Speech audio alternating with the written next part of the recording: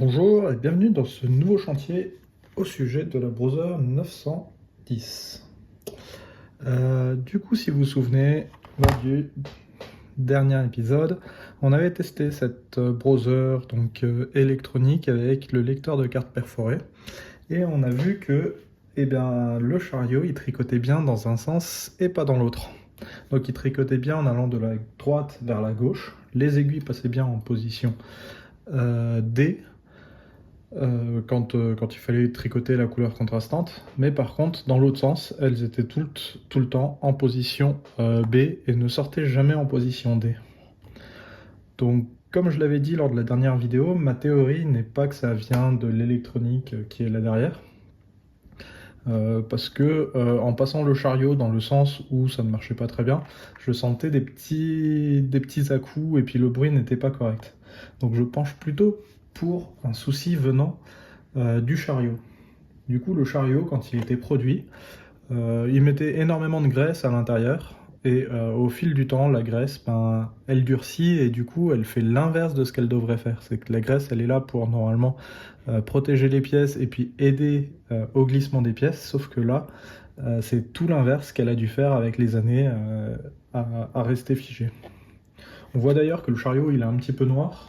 Si je le mets comme ça, voilà, on le verra mieux à la caméra. Il y a des petites taches noires et c'est certainement l'huile de stockage qui a noirci avec le temps. Et donc là, on va essayer de le réparer et lui faire un petit coup de jeunesse. Le fonctionnement d'un chariot est assez simple sur une browser. Même électronique, puisque sur une browser, le chariot n'a aucune connaissance du motif qui doit tricoter, tout est passé directement par la fonture. Le chariot, lui, en fait, il fait que bouger des aiguilles d'avant en arrière. Donc il y a toute une sorte de labyrinthe ici. Enfin, pour nous, c'est un labyrinthe, mais pour les aiguilles, elles glissent dedans de manière évidente pour arriver en bonne position.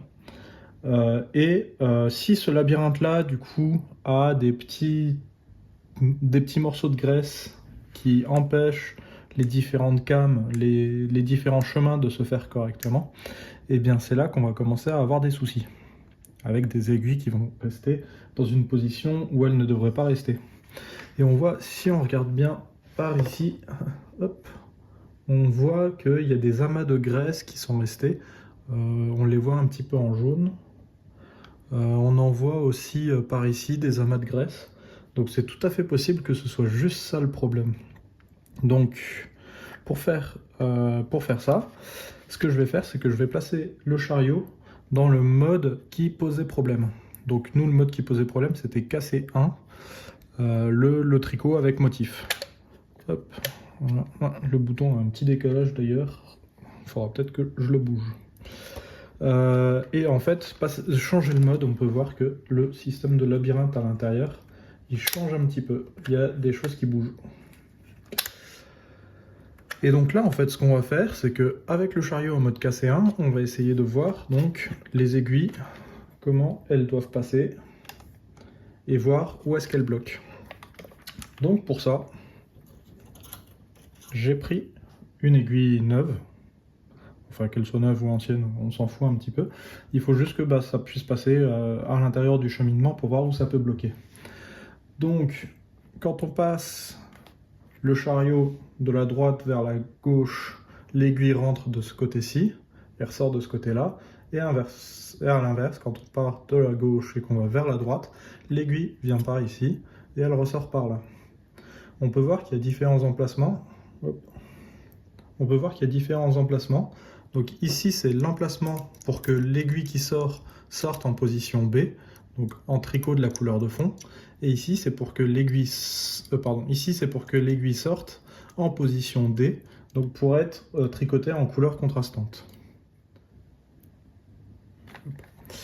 Du coup, on était sur notre cheminement d'aiguille. Donc dans le sens qui fonctionne, si on regarde, donc l'aiguille qui part, l'aiguille qui part de position B, elle va arriver comme ceci, elle va continuer son petit chemin à l'intérieur du chariot, elle va descendre par ici, elle va remonter, elle passe par ici, elle remonte, et là ensuite elle passe ici. Et là elle le ressort, parfait. Dans le Donc là, elle ressort. Hop. Et en fonction de comment elle a été sélectionnée, elle peut passer ici ou elle peut ressortir ici en position B et D. Enfin, en position B ici et en position D ici. Donc là, le chemin, il a l'air quand même plutôt clair. Est-ce que maintenant, on va arriver à faire le même chemin dans l'autre sens? Donc on part d'ici, on avance. Est-ce que ça descend? Ça descend bien, parfait. On monte. Ici, on monte. Ah, et ici, on est bloqué.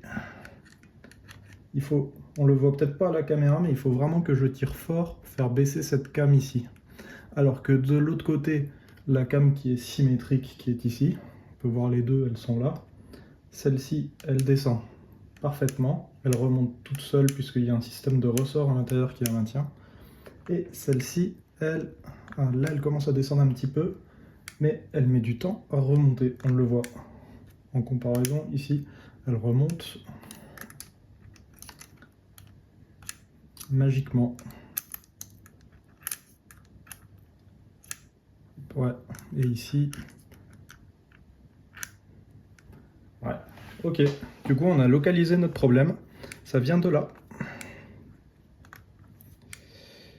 Et ensuite, on a un autre problème. On voit, normalement, notre chariot, il doit être totalement symétrique. Sauf que, si on regarde bien, ici, on a cette came-là qui est levée. Si on tire vers le bas, elle descend et elle remonte toute seule avec un coup de ressort. Et ici, par contre, la came symétrique, elle est en bas. Et elle est vraiment bloquée. Il n'y a aucun système de ressort qui marche. Et ça va être embêtant. Donc ces deux cames là ont l'air vraiment bien grippées. Il va falloir, je pense, aller ouvrir le chariot, retirer donc cette partie plastique, aller voir ici ce qui se passe. Si on a une couche de graisse, la retirer, la dissoudre. Et je pense que je vais faire ça un petit peu pour tout le chariot, parce que si on a une grosse couche de graisse par là, il se peut bien qu'on ait de la graisse un petit peu ailleurs. Donc pour ça, je vais ouvrir le chariot. Et après, avec des coups de coton-tige, je vais pouvoir passer de l'alcool ménager. Ici, parfum framboise en plus, il va sentir super bon, parfait. Je vais essayer de nettoyer cette graisse en espérant que ça marche juste comme ça. Allez, c'est parti pour le démontage.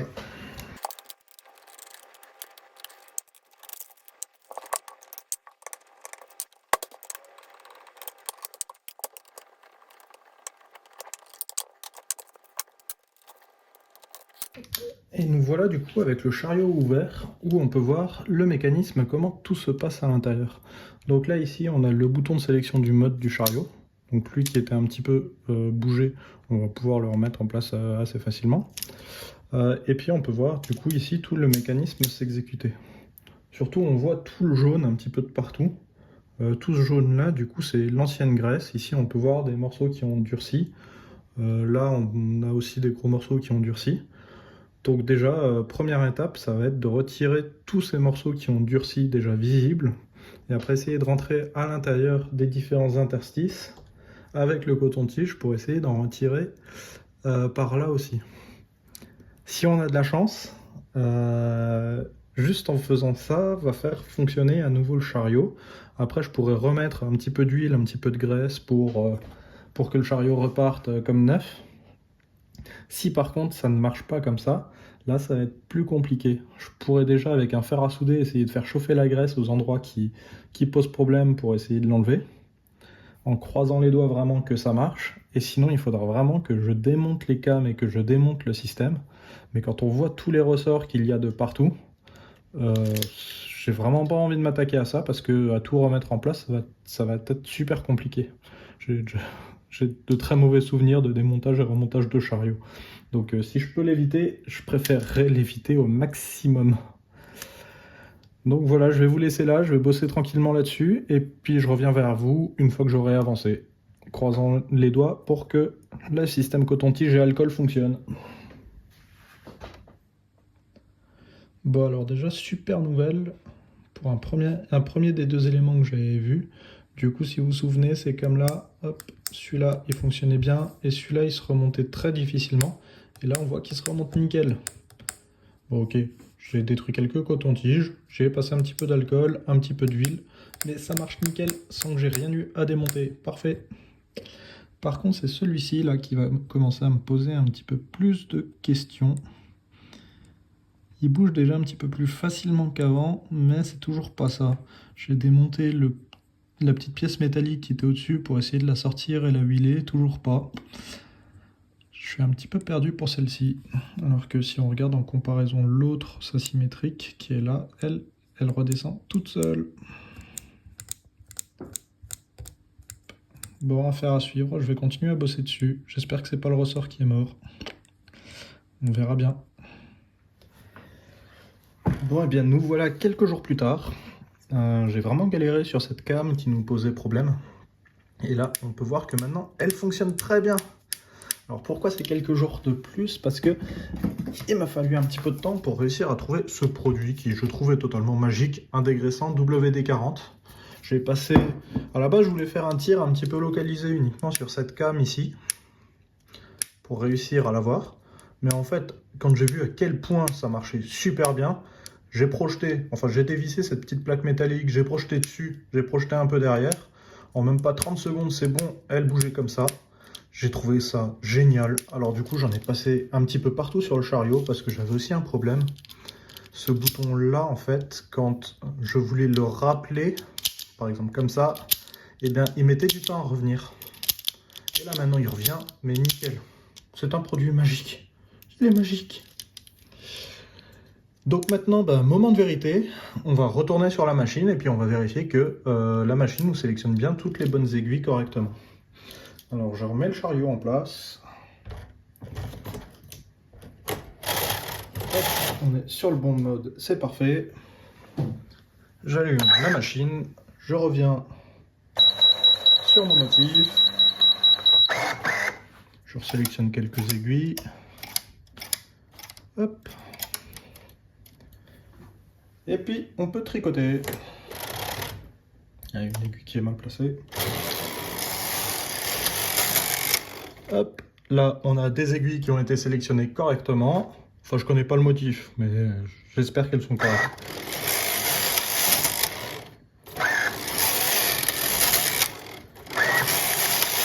Et là le chariot, il passe nickel. J'ai plus aucun craquement, plus aucun claque, ni rien.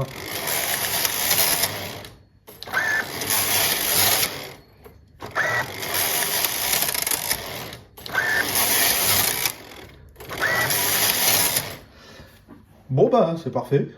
Allez, je considère qu'on a validé cette étape.